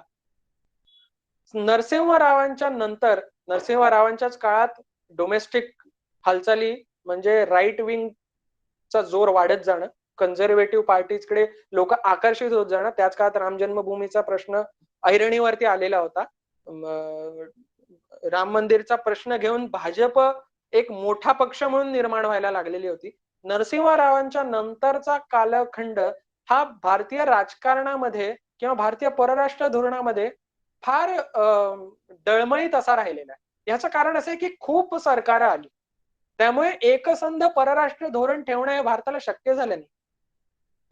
कोणाची 13 दिवसाची सरकार झाली, अटल बिहारी वाजपेयींची 13 दिवसाची सरकार झाली, कोणाची 9 महिन्याची झाली, कोणाची 5 महिन्याची झाली. चरण सिंगाची तर सरकार 24 तास सुद्धा टिकली नाही. असे उलट पुलट इतके झाले. सरासरी तुम्ही काढलेत या काळामध्ये तर जे म्हणजे 5 वर्षात 5 पंतप्रधान झाले, सरासरी 9 महिने सरकार टिकली. इतका उथलपुथल हे भारताच्या पोटात घडत असताना परराष्ट्र धोरणाकडे लक्ष द्यायला वेळच नव्हता. आणि ह्याचाच काय होईना फायदा उचलून कदाचित पाकिस्ताननी कुरापती काढायला सुरुवात केली. जनरल मुशर्रफ आणि नवाज शरीफ या जोडीने तत्कालीन पंतप्रधान अटल बिहारी वाजपेयी यांच्या कालखंडामध्ये कारगिलमध्ये घुसखोरी करायचा प्रयत्न केला. कारण त्यांना हे ठाऊक होतं की आता सगळंच डळमळीत आहे. वाजपेयींच्या सरकारचा सगळ्यात महत्वाचा फॉरेन पॉलिसी मधली घटना म्हणजे पोखरणच्या टेस्ट. भारताकडे अणुविज्ञान हे इंदिरा गांधीजींच्या काळापासूनच होतं. इंदिरा गांधींच्या काळात एक प्रयोग आपण केलेलाही होता, पण आता जे दस्तऐवज आपल्या ताब्यात आहेत त्याच्यानुसार लक्षात येतं की तो आपला प्रयोग फसलेला होता. अणुबॉम्ब चा स्फोट घडवून आणण्याचा प्रयत्न भारताने इंदिराजींच्या काळात केलेला होता. पण इंटरनॅशनल प्रेशरमुळे, म्हणजे बघा अजूनही प्रेशरच्या खाली भारत वागतोय, अजूनही प्रेशरच्या खाली भारताला त्याचे निर्णय घ्यावे लागतात. India has to decide its path based on what pressures it can take and what it cannot, it has to avoid. Based on that foreign policy is being dictated. पण अटल बिहारी वाजपेयींच्या काळामध्ये भारताने सगळ्या गोष्टी बाजूला ठेवल्या आणि अणुबॉम्बचा स्फोट घडवून आणला. स्माइलिंग बुद्धा, पोखरणच्या वाळवंटामध्ये 5 वेगवेगळे स्फोट घडवून आणले, 2 हायड्रोजन बॉम्बचे आणि 3 अणु बॉम्बचे. आणि भारत एक अणु बॉम्बनी सुसज्ज असा समर्थ देश म्हणून उभा राहायला सुरुवात झाली. अणु बॉम्ब असणं ही परराष्ट्र धोरणामधली एक प्रचंड मोठी अडचण. याचं कारण असं आहे की ज्या देशाकडे अणुबॉम्ब असतो त्या देशाचं नक्की तुम्हाला काहीच करता येत नाही. म्हणजे उदाहरणार्थ नॉर्थ कोरिया बघा, नॉर्थ कोरियाकडे 10 ते 12 आयटम बॉम्ब आहेत, जास्ती नाही आहेत, पण तरी सुद्धा तुम्हाला त्याच्यावरती हल्ला करता येत नाही. त्याचं धोरण आवडलं नाही म्हणून त्याला संपून टाकता येत नाही, कारण त्याच्याकडे अणुबॉम्ब आहे. आणि तो जे वागतोय त्याचा पुरेसा विरोधही करता येत नाही, त्याचं पुरेसं समर्थनही करता येत नाही, त्याला पूर्ण डिन्यूक्लिअराइज पण करता येत नाही. त्यामुळे अणुबॉम्बनी सुसज्ज होणं हे भारताची फॉरेन पॉलिसी संपूर्ण इंडिपेंडेंट करण्याला कारणीभूत असलेली एक घटना आहे. आमच्याकडे अणुबॉम्ब आहे, त्यामुळे आम्हाला आता कोणी डिक्टेट करू शकत नाही की तुम्ही जर असं नाही केलं तर याचे परिणाम वाईट होतील. आणि एका अर्थाने या जगाला दिलेला संदेश सुद्धा आहे की बेटा बच के रहना, आमच्या वाटेला जाल तर लक्षातच ठेवा. भारताने हे केल्याचा परिणाम हे झाला की पाकिस्ताननी अणुबॉम्बचे स्फोट घडवून आणले आणि अख्खा इंडियन सब कॉन्टिनेंट, चायनाने तर आधीच केलेले होते, अख्खा सब कॉन्टिनेंटच न्यूक्लिअर तयार झाला. आणि भारताच्या परराष्ट्रीय धोरणामध्ये हा न्यूक्लिअर फॅक्टर जो आहे ना, हा पुढचे 20 वर्ष, जवळजवळ 15 ते 16 वर्ष का होईना एक मोठा फॅक्टर राहिलेला आहे. ह्याचं कारण असं आहे की ज्या ज्या वेळेला अशी घटना घडली की जिथे भारताला कदाचित कठोर पावलं उचलावी लागतील, त्यावेळेला कायम कॅल्क्युलेशन मध्ये हे अणु बॉम्ब आणि हे अणुसुसज्ज देशाची रचना, सब कॉन्टिनेंट, हे लक्षात घेऊन आपल्याला काही गोष्टी कराव्या लागल्या आणि काही गोष्टी सोडून द्याव्या लागल्या. त्याचं ज्वलंत उदाहरण म्हणजे 26/11चे हल्ले. भारताने काय केलं? 26/11च्या हल्ल्यानंतर भारताने काय केलं? काहीही केलं नाही. भारताला शरम वाटावी, लाज वाटावी, असा एक चॅप्टर म्हणजे 26/11चा हल्ला आहे. 10 हरामखोर कोणीतरी पाकिस्तानात नाही येतात आणि आमच्या लोकांना मारून जातात आणि आम्ही काय करतो? आम्ही काहीही करत नाही, ऍब्सोल्युटली काहीही करत नाही. वाजपेयींच्या नंतरच्या कालावधीमध्ये नवीन मिलेनिया चालू झालेलं होतं, 2000 साल चालू झालेलं होतं. वाजपेयींच्या नंतर मनमोहन सिंगांनी शपथविधी घेतला. पुन्हा एकदा एका युपीएचं सरकार आलं, एका कन्सोर्शियमचं सरकार आलं, बऱ्याच पार्टीज एकत्र येऊन त्यांनी सत्ता स्थापन केली. मनमोहन सिंगांच्या सरकारमध्ये काही प्लस आहेत आणि काही मायनस आहेत. एक प्लस आहे म्हणजे सिव्हिल न्यूक्लिअर डील. एका अर्थाने वाजपेयींच्या काळामध्ये आम्ही अणुस्फोट केले त्यावेळेला भारतावरती संपूर्ण जग तुटून पडलेलं होतं आणि भारतावरती जे जे निर्बंध लादता येतील ते सगळे निर्बंध लादलेले होते. तुम्हाला हे करता यायचं नाही, तुम्हाला ते विकता यायचं नाही, ह्याला तुम्हाला भाव मिळणार नाही, तो तुम्ही ह्या देशाला विकला तर त्याच्यावर एक्स्ट्रा ड्युटी लागेल, तुम्ही तुमच्याशी जो बिझनेस करेल त्या देशाची आम्ही बिझनेस करणार नाही, असं असं असं सगळं सगळं सगळं सगळे तुमचे फॉरेन अकाउंट फ्रीज होतील, तुम्हाला हे मिळणार, एव्हरीथिंग. तुम्हाला कुठच्याही प्रकारची टेक्नॉलॉजी आम्ही देणार नाही, कुठच्याही प्रकारची मिसाईल देता येणार नाही, कुठच्याही जे मिसाईल कंट्रोल रेजिम आहे किंवा न्यूक्लिअर सप्लायर्स ग्रुप आहे याचं तुम्हाला मेंबर होता येणार नाही, वगैरे वगैरे वगैरे वगैरे वगैरे बरीच निर्बंध भारतावरती लादली गेलेली होती. पण एका अर्थाने मी म्हणतो की भारतावरती लादलेली निर्बंधांना भारताने इष्टापत्ती ज्याला आपण म्हणतो त्याच्यामध्ये त्याला कन्वर्ट केला. याचं कारण असं आहे की निर्बंध लादल्यामुळे परकीय राष्ट्रांनी आपल्याला जे जे काही नाही दिलं ते सगळं भारताने indigenously develop. India developed every technology that was not given to it because of sanctions on its own. आणि त्याचं ज्वलंत उदाहरण म्हणजे आजचं तेजस विमान. आम्हाला सांगितलं की आम्ही तुम्हाला या काळात रशियाने आपली खूप पाठराखण केलेली आहे. रशिया एका सख्या भावासारखा भारताच्या बाजूने मिलिटरी दृष्ट्या तरी उभा राहिलेला आहे. जे जगाने आम्हाला नाही दिलं ते सगळं रशियाने आम्हाला दिलं. ती सगळी टेक्नॉलॉजी T-90 टँक्स पासून AK-47 पर्यंत आम्हाला सगळं रशियाने दिलं. अगदी आत्ताचा INS विक्रमादित्य एअरक्राफ्ट कॅरियर सुद्धा कुझनेत्सॉव रशियाचा एअरक्राफ्ट कॅरियर आहे, इथपर्यंत आम्हाला त्यांनी पाठिंबा दिला आणि आम्ही त्याच्या पाठिंब्यावरती आणि स्वतःच्या ताकदीवरती एक सक्षम राष्ट्र म्हणून उभे राहिलो. भारताने सगळ्या टेक्नॉलॉजीज डेव्हलप केल्या. आम्हाला सांगितलं तुम्हाला फायटर एअरक्राफ्ट आम्ही देणार नाही, आम्ही स्वतःचा फायटर एअरक्राफ्ट तयार केला, तेजस. आम्हाला सांगितलं हेलिकॉप्टर्स देणार नाही, आम्ही हेलिकॉप्टर तयार केली, ध्रुव. आम्हाला सांगितले मिसाईल्स देणार नाही, आम्ही रशियाबरोबर करार केला आणि जगातली सर्वोत्तम मिसाईल ब्राह्मोस तयार केली, की ज्याचं उत्तर कोणाच्या बापाकडे नाही. एवढ्या ताकदीची मिसाईल आम्ही तयार केली. आम्हाला सांगितलं तुम्हाला क्रूज मिसाईल देणार नाही, आम्ही निर्भय तयार केलं. आम्हाला सांगितलं तुम्हाला न्यूक्लिअर सबमरीन देणार नाही, आम्ही INS अरिहंत तयार केला.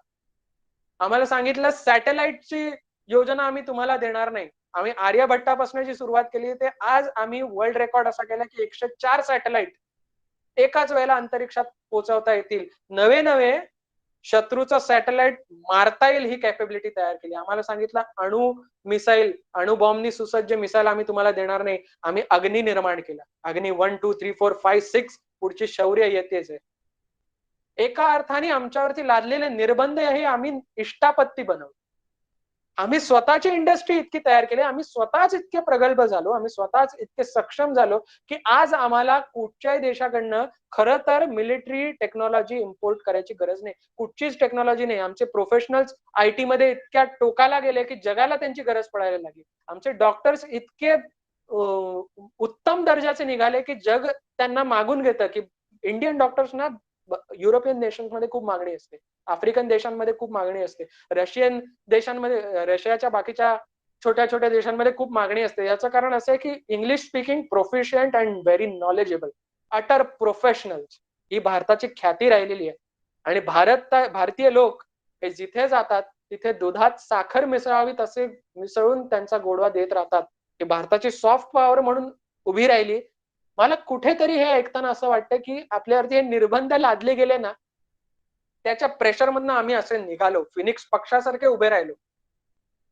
मनमोहन सिंगांच्या काळामध्ये सिव्हिल न्यूक्लिअर डील जी ओबामा ऍडमिनिस्ट्रेशन तत्कालीन यांच्याबरोबर आपली साईन झाली, एका अर्थाने भारतावरती असलेले सगळे निर्बंध संपले. कारण कदाचित अमेरिकेच्याही लक्षात आलं हे फारच सक्षम झाले तर आपल्याला कॉम्पिटिशन देतील. They understood that sanctions were no longer working and it was no longer required. Global situation बदलतच होती. अफगाणिस्तानात अमेरिकेची जी पिछेहाट होत होती, जे अमेरिकेचं धोरण बदलत होतं, त्या दृष्टीने सुद्धा भारत महत्वाचा ठरत होता. मनमोहन सिंगांच्या काळामध्ये सिव्हिल न्यूक्लिअर डील साईन झाले, एका अर्थाने सगळे सँक्शन्स उठले. मनमोहन मुशर्रफ करार साईन झाला. पाकिस्तान बरोबर कुठचाही करार आपण सही करतो ना, त्यावेळेला मला असं वाटतं की आता हे आपण गृहीत धरायला पाहिजे की या कराराला कवडी मात्र किंमत नाही. तुम्ही चोराबरोबर करार साईन करताय की मी चोरी करणार नाही, तो चोरीच करणार आहे. 1000 वेळा आपण करार साईन केलेले, शिमला करारापासून ते मनमोहन मुशर्रफ करारापर्यंत 1000 करार साईन केलेत, पण पाकिस्ताननी कधी ना UN रेझोल्युशनला हे दिलंय, मान्यता दिली आहे किंवा त्याचं पालन केलंय, किंवा कुठच्याही कराराचं पालन पाकिस्तान कुठच्याही प्रकाराने करत नाही. त्यामुळे मनमोहन मुशर्रफ करार हा मी एक मायनस पकडतो, कारण पाकिस्तानशी करार करण्यात काहीच मुद्दा नाही. मनमोहन सिंगांचा कालावधी हा अंताकडे भ्रष्टाचारामध्ये लिप्त असलेला दिसून आला. आणि एका प्रकाराने सुषमा स्वराजांनी फार छान भाषण दिलं की पॉलिसी पॅरालिसिस. एका अर्थाने सगळ्याच पॉलिसीज या डळमळीत होत आहेत की काय, भारताचा GDP पण कमी होत चाललेला, फॉरेन रिझर्व्ह पण कमी होत चाललेले, आर्थिक बाजू तर होतीच, आणि एका बाजूला दहशतवादी कारवाया तर वाढत होत्या. 26/11ची चपराक पाकिस्ताननी मनमोहन मुशर्रफ फॉर्म्युलालाच मारलेली होती. आणि अशा कालखंडामध्ये नरेंद्र मोदींनी पंतप्रधान पदाची धुरा सांभाळली. नरेंद्र मोदींनी धुरा सांभाळल्या पंतप्रधान झाल्याच जगाला दिलेला संदेश आहे. त्यांच्या शपथविधीला जे फॉरेन डिग्निटरीज उपस्थित होते, पाकिस्तानचे पंतप्रधान नवाज शरीफ सुद्धा त्याला उपस्थित होते, सार्क नेशन्सना त्यांनी बोलवलेलं होतं. या सगळ्यांना त्यांनी बोलवून एका प्रकाराने डिप्लोमॅटिक सिक्सर मारलेला होता. याचं कारण असं आहे की ते त्यांच्या फॉरेन पॉलिसीची दिशा सरळ दाखवत होते. कोऑपरेशन मधून सगळ्याच देशांचा विकास, सबका साथ सबका विकास, मग तो आशियान मध्ये असू दे किंवा सार्क मध्ये असू दे, सबका साथ सबका विकास, हीच विचारधारा फॉरेन पॉलिसीमध्ये नरेंद्र मोदींनी राबवायचा प्रयत्न केला. त्याच्यासाठी अफगाणिस्तानमध्ये जात असताना ते नवाज शरीफांना मध्येच भेटूनही आले. काही समिट्स फॉरेन मिनिस्ट्रीच्या लेवलला झाली. ह्याच काळामध्ये भारतीय फॉरेन पॉलिसी मला वाटतं जास्तीत जास्त एक्स्ट्रोवर्टेड व्हायला लागली. भारताकडे बघण्याचा दृष्टिकोन पाश्चात्य देशांचाही बदलत होता. पण ह्या सगळ्याला काळीमा फासणारी घटना झाली म्हणजे उरीचा हल्ला. पहिला हल्ला तर झाला होता म्यानमारच्या बाजूला. NSCN जो दहशतवादी संघटन आहे, NSCN कापलान नावाचा, त्याच्या दहशतवाद्यांनी दहशतवादी कारवाया केल्या. इंटेलिजन्सचा रिपोर्ट आला की हे सगळे एकत्र येऊन एक मोठा अम्ब्रेला ऑर्गनायझेशन एस्टॅब्लिश करण्याच्या बेतात आहेत. आपण म्यानमारमध्ये घुसून NSCNच्या दहशतवाद्यांना ठार केलं, सर्जिकल स्ट्राईक केला आणि घोषित केला, we went public with the surgical strike. हा फॉरेन पॉलिसी मधला शिफ्ट आहे. It's not a shift in military strategy, it is a shift in foreign policy. हा एका अर्थाने पाकिस्तानला दिलेला इशारा होता की बेटा तुम बचके रहना, तुम्ही जर असं कराल तर आम्ही असं करू पुन्हा. तरी कुत्र्याचं शेपूट वाकडं ते वाकडच. तसं पाकिस्ताननी कुरापती काढल्या, उरीमध्ये हल्ला झाला आणि उरीमध्ये हल्ला झाल्यावरती भारताने POK मध्ये घुसून पुन्हा एकदा सर्जिकल स्ट्राईक केला आणि पुन्हा एकदा पत्रकार परिषद घेतली. We went public with that surgical strike as well. हा पॉलिसी मधलाच शिफ्ट आहे. नरेंद्र मोदींची फॉरेन पॉलिसी हा भारतीय फॉरेन पॉलिसी मधला माइलस्टोन आहे, एक मैलाचा दगड आहे की जिकडनं सगळं काही बदलतंय. याचं कारण असं आहे की आपण आता कुठच्याही प्रेशरच्या अंडर काही काम करत नाही. नरेंद्र मोदींच्या काळामध्ये अमेरिकेने आपल्यावरती प्रचंड दबाव टाकला की रशियाकडनं तुम्ही वेपनरी विकत घेऊ नका, S-400 विकत घेऊ नका, नाहीतर अमेरिकेचा एक कायदा आहे, ऍक्ट आहे CAATSA, countering America's adversaries through sanctions act, CAATSA. याच्या अंतर्गत पुन्हा एकदा तुमच्यावरती सँक्शन्स लावू. भारताने फाट्यावरती मारलं आणि S-400 ची ऑर्डर देऊन टाकली. आम्ही कोणाच्याही बापाला आता घाबरत नाही. Indian foreign policy started becoming more and more एक्स्ट्रोवर्टेड. India started showing it's presence on the world stage. आतापर्यंत जी इंट्रोवर्टेड फॉरेन पॉलिसी होती की या सगळ्यातून आपण आपला विकास कसा करू, ह्याच्या ऐवजी now India has started becoming party to global discussions. असा एकही मुद्दा आता नाहीये की ज्याच्यावरती भारत त्याचं मत व्यक्त करत नाही. टर्कीने जर उद्या पाकिस्तानला मदत केली, अर्दोगन काश्मीरचा मुद्दा ज्यावेळेला उठवतात त्यावेळेला लगेचच सायप्रसचा मुद्दा भारत उचलतो. अर्मेनियाच्या वेळेला सुद्धा भारताने अर्मेनियाची बाजू घेतली होती. इस्रायलच्या बाबतीत सुद्धा भारताची फॉरेन पॉलिसी ट्विस्ट झाली आहे. आतापर्यंत भारताची पॉलिसी पॅलेस्टाईनच्या बाजूनी होती, बिनविरोध बाजूनी होती, म्हणजे त्याच्यात काही शंकाच नव्हती, निशंक बाजूनी होती पॅलेस्टाईनच्या. याचं कारण भारताचे कामगार खूप मोठ्या प्रमाणात अरब राष्ट्रांमध्ये राहतात आणि त्यांच्या remittances are very important to us. They count for our foreign currency reserve. Point one. And another point is their wellbeing. ते जे तिथे राहतात त्यांची ख्याली खुशाली बघणं हे सुद्धा भारताचं कर्तव्यच आहे ना.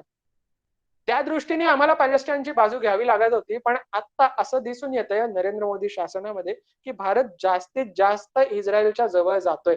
कारण खरंच मला वाटतं की पॅलेस्टाईनचा मुद्दा हा फक्त एक लिप सर्व्हिस राहिलेली आहे. हा फक्त आता बोलण्याचा मुद्दा राहिलेला आहे.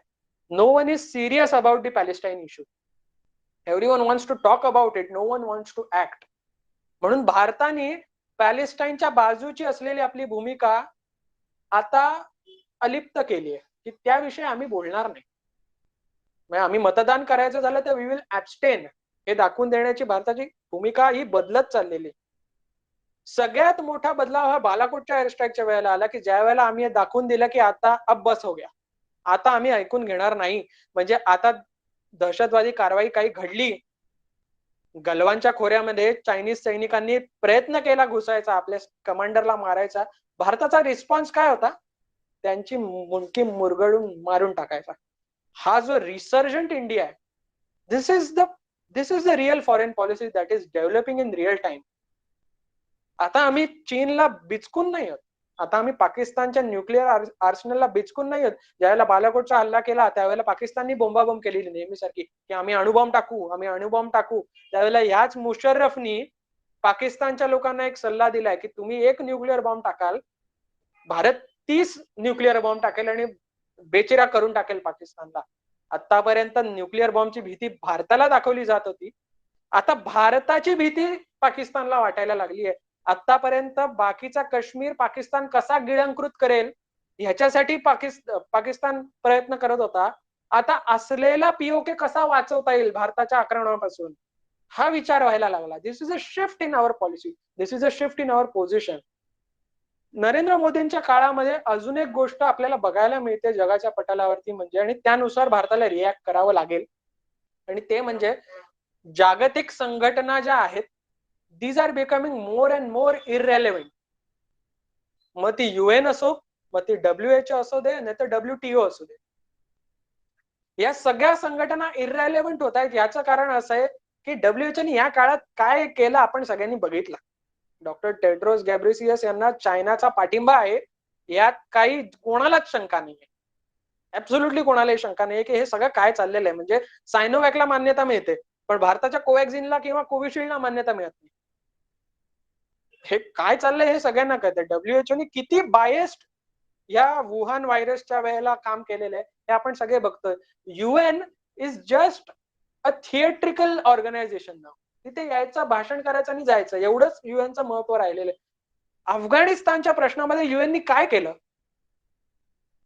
अफगाणिस्तानच्या प्रश्नामध्ये युएननी काय केलं? रोहिंग्या मुस्लिमांच्या प्रश्नामध्ये युएननी काय केलं? इराकच्या प्रश्नामध्ये, आयसिसच्या प्रश्नामध्ये युएननी काय केलं? हे आता इस्रायल आणि गाझाचं युद्ध झालं, युएननी काय केलं? Where is UN? आफ्रिकेमध्ये एवढं सगळं काय काय काय काय चालू आहे, येमेनमध्ये एवढं सगळं काय काय चालू आहे, इराण इकडे न्यूक्लिअर बॉम्ब तयार करतंय, हे सगळं चालू असताना where is UN? UN is irrelevant, UN is absent, UN is gone. याचं कारण असं आहे की चीनच्या बाजूनी जे देश आहेत त्यांच्या विरोधात काही कराल तर चीन वेटो पॉवर वापरतो, रशियाच्या बाजूनी जे देश आहेत त्यांच्या विरोधात काही करायला जाल तर रशिया वेटो पॉवर वापरतो, अमेरिका तर वेटो पॉवरच वापरायला बसलेला आहे. तो भारताच्या बाजूनी कधी भारताच्या विरोधात, फ्रान्सही तेच करतोय, ब्रिटनही करतायत. हे जे वेटो पॉवर वाले वेटोळ करून बसलेले आहेत सगळे, हे युएनला कामच करून देत नाहीत. आणि 1.3 बिलियन लोकसंख्येचा देश या सगळ्यापासून वंचित आहे. So in effect UN is ineffective. WTO आम्ही करू देत नाही आहोत कारण it is all hypocrisy in WTO. It's all hypocrisy. त्यांच्या मालावरती कसलेही टॅक्सेस नाही लागायचे आणि आमच्या मालावरती सगळे टॅक्सेस लागत राहणार, हे चालणार नाही. नुसतंच आपण भेटून चहा पिऊ याच्यात काही मजा नाही. हे काय आपण होऊन देईल. आपण जे करतोय भारताचे जे धोरण आहे WTO मधलं हे अतिशय उत्तम धोरण आहे. आधी काहीतरी काम करून दाखवा, एस्पेशली अमेरिकेने काहीतरी काम करून दाखवा. त्यामुळे these organizations have started becoming more and more irrelevant. They might emerge to be increasingly relevant if India's participation in it is getting highlighted. भारताची जर भूमिका याच्यावरती जास्तीत जास्त ऍक्टिव्ह व्हायला लागली, जर भारताला व्हीटो पॉवर सकट परमनंट मेंबरशिप मिळाली सिक्युरिटी काउन्सिलची तर कदाचित बदलू शकेल. भारतासकट साऊथ आफ्रिकेलाही द्यायला हवी. साऊथ आफ्रिकेचा एकही देश सिक्युरिटी काउन्सिल मध्ये येत नाही हे लाजिरवाणी गोष्ट आहे युएनच्या दृष्टीने. आणि भारताला मिळत नाही याचं एकमेव कारण चीन आहे. त्यामुळे भारताला आपलं परराष्ट्र धोरण हे लक्षात घेऊन पुढे जायला हवं. हे सगळं आतापर्यंतचा बदलतं भारताची परराष्ट्र धोरणाची कहाणी आहे. बदलत्या भारताच्या धोरणाची एक कहाणी आहे, परराष्ट्र धोरणाची कहाणी. ह्याच्या पुढची वाटचाल कशी राहील असं जर कोणी मला विचारलं तर मला असं वाटतं की मी एवढंच सांगेन की भारताच्या उदयाची ही सुरुवात आहे. भारताचा उषःकाल आहे. ते दिवस गेले, काळोखे दिवस गेले की ज्या वेळेला आपण कोणाच्या तरी दडपणाखाली काहीतरी काम करत होतो, ज्या वेळेला कोणाला काय वाटेल याचा विचार करून आम्ही आमचे निर्णय घेत होतो. ते देशहितात होते किंवा देशविघातक होते, पण आम्हाला ते निर्णय घ्यावे लागत होते की अमेरिकेला काय वाटेल, रशियाला काय वाटेल, कोणाला काय वाटेल, कोण कसं वागेल, युएन मध्ये आपली काय पोझिशन आहे वगैरे वगैरे वगैरे वगैरे. भारताची पोझिशन आता अशी आली आहे की Bharat is on dictating terms. Bharat is more एक्स्ट्रोवर्टेड. मला असं वाटतं की भारतात ह्याच्या मागचं सगळ्यात मोठं कारण भारताची सॉफ्ट पॉवर आहे. इंडियन डायस्पोरा जिथे जिथे गेलाय तिथे तिथे त्यांनी नुसतं एक समाज म्हणून देशाचं हे वाढवलेलं नाहीये, ते त्या देशाचे बनलेत आणि देशाचं वैभव वाढवलंय. अमेरिकेत जे लोक गेलेत त्यांनी अमेरिकेचं वैभव वाढवलंय आणि भारतीय लोकांविषयी तिथल्या लोकांना प्रेम आहे. पाकिस्तानी लोकांविषयी नाहीये किंवा अफगाणिस्तानी लोकांविषयी फारसं नाहीये, पण भारतीय लोकांविषयी आदर आहे की हे चांगले लोक आहेत, अशी ख्याती भारतीय लोकांनी मिळवली. भारतीय फॉरेन पॉलिसी ही सॉफ्ट पॉवर वरती अवलंबून अजूनही आहे. मला असं वाटतं येत्या काळामध्ये ती हार्ड पॉवर मध्ये पण ट्रान्सफर व्हायला हवी. म्हणजे भारताने आता त्याच्या राष्ट्रीय हिताला अजिबात धक्का लागू देता कामा नये. कुठचीही गोष्ट जी आपल्या नॅशनल इंटरेस्टला बाधा आणते अशी सहन करायची काही गरज नाही. माओने ज्या वेळेला कम्युनिस्ट क्रांती चायनामध्ये सफल केली त्यावेळेला पहिलं जे भाषण दिलं त्या भाषणामध्ये माओच्या तोंडचं वाक्य आहे आणि ते आपण आता राबवलं पाहिजे. माओ म्हणतो, माझं राष्ट्र आता अपमान सहन करणार नाही. आता अपमान सहन करण्याचे दिवस गेले. आता कोणाच्या तरी दडपणाखाली काहीतरी वागायचे, काहीतरी निर्णय घ्यायचे दिवस गेले. आता परिस्थिती अशी आहे की पश्चिमेकडे अमेरिका एक स्तंभ आहे, ढासळता का होईना पण स्तंभ आहे आंतरराष्ट्रीय राजकारणातला, आणि पूर्वेकडे चीन एक मोठं आधारस्तंभ, एक मोठी महासत्ता म्हणून उभा राहतो. पण माझं वैयक्तिक मत मी तुम्हाला सांगतो, चीन ज्या प्रकाराने त्याची परराष्ट्र धोरण राबवतंय, एक दमन तंत्र जे आहे आणि एक काय म्हणता येईल त्याला बुलडोजिंग अशी जी एक फॉरेन पॉलिसी, एक दबाव तंत्र आहे आणि चिडी चूप कोणी काही बोलायचं नाही, एकच नेता आणि तो म्हणेल तसं, नाहीतर तुम्हाला मारून टाकू कुठे तुम्हाला कळणार नाही, ही जी एक विचारधारा आहे ना ती फार काळ नाही टिकत. अशी विचारधारा आणि अशी फॉरेन पॉलिसी राबवण्याचा इतिहासात अनेकांनी प्रयत्न केलाय आणि ते सगळे प्रयत्न विफल ठरलेले आहेत. याचं कारण मला असं वाटतं मुळातच लोकांची विचारांची प्रक्रिया ही स्वतंत्र आहे. त्यामुळे त्यांना फार काळ दबावाखाली ठेवता येत नाही, फार काळ दडपणाखाली ठेवता येत नाही. चीनचं जे फॉरेन पॉलिसी राबवणं आहे हे दबाव तंत्राचं आहे, हे फार काळ टिकणार नाही. अमेरिका पायरी पायरीने पाण्यात कशी उतरत चालली आहे हे आपण बघतो. रशियाशी आपल्याला आपलं असलेलं नातं आता अशा उंबरठ्यावरती आहे की जिथे आपण रशियावरती अवलंबून नाही, उलटी रशिया आपल्यावरती अवलंबून आहे. त्याची इकॉनॉमी अशी आहे की लेव्हरेज भारताकडे आहे. असं असताना आपण रिस्पेक्टेड असलो पाहिजे. We should be respected but we should also be feared. आमच्या राष्ट्रीय हिताला जर धक्का पोचवाल तर त्याची शिक्षा तुम्हाला भोगावी लागेल. ही जी आपली सॉफ्ट पॉवर आहे ही तर आपल्याला सांभाळायचीच आहे, पण संतुलनाने आपल्याला हार्ड पॉवर सुद्धा राबवायला पाहिजे. अफगाणिस्तान मध्ये आज जो हलकल्लोळ होतोय त्याच्यासाठी सुद्धा मला वाटतं हेच उत्तर आहे की एका बाजूनी सॉफ्ट पॉवर पण एका बाजूनी हार्ड पॉवर सुद्धा. मला असं वाटतं की इतकी राष्ट्र घडून गेली जगामध्ये, इतकी साम्राज्य घडून गेली, इतके विचार मतप्रवाह होऊन गेले, इतकी आक्रमणं झाली भारतावरती सगळं काही सगळ्यांनी करायचा प्रयत्न केला. कोणी आक्रमण करण्याचा प्रयत्न केला, कोणी त्याच्या लिडरशिपला संपवायचा प्रयत्न केला, कोणी लोकतंत्राला संपवायचा प्रयत्न केला, कोणी फॉरेन पॉलिसी उधळून लावायचा प्रयत्न केला, कोणी भारताच्या जगातल्या स्थानाला ठेच पोहोचवण्याचा प्रयत्न केला, कोणी आर्थिक दृष्टीने भारताला कमकुवत करण्याचा प्रयत्न केला. सगळं सगळं सगळं सगळं केलं. ह्या पूर्ण वाटचालीकडे जर मी बघितलं तर मला असं वाटतं भारताची वाटचाल ही कायमच विजयाकडे राहिलेली आहे. आमच्याकडे सगळं झालं आणि आम्ही त्यांच्यावर मात केली आणि विजयी झालो. आमच्यावरती निर्बंध लादले, आम्ही मात केली आणि विजयी झालो. आमच्यावरती आक्रमण झालं, आम्ही मात केली आणि विजयी झालो. आमच्यावरती दहशतवादी कारवाई करायचा प्रयत्न केला, आम्ही त्याच्यावरती मात केली आणि विजयी झालो. आमच्यावरती आर्थिक निर्बंध लादले, आम्ही पुढे गेलो. आम्ही आमचं तंत्रज्ञान निर्माण केलं. भारताची सगळी आतापर्यंतचा प्रवास हा विजयाकडचा प्रवास आहे. कुछ बात है कि हस्ती मिटती नहीं हमारी, कुछ बात है काहीतरी आहे. आमच्यावरती बरेच वर्ष आक्रमण झाली तरी आम्ही टिकलोय. कुछ बात है कि हस्ती मिटती नहीं हमारी, सदियों रहा है दुश्मन दौरे जमा हमारा. यूनान मिस्र रूमा सब मिट गए जहां से, यूनान मिस्र रूमा सब मिट गए जहां से, बाकी रहा मगर वो नामो निशा हमारा. भारताला जर येत्या काळामध्ये एक सक्षम राष्ट्र आणि जगावरती प्रभुत्व असलेलं राष्ट्र म्हणून निर्माण व्हायचं असेल, जर उदयाला यायचं असेल, तर हा संतुलन सांभाळत पुढे जायला हवं. एवढंच आज सांगतो आणि आज इथे थांबतो. धन्यवाद.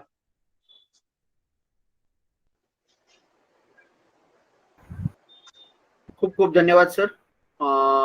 पुन्हा एकदा आपले आभार. या महत्वाच्या विषयावर आपण आपलं मार्गदर्शन केलं, आपले मन मोकळं केलं, त्याबद्दल आपले खूप आभार.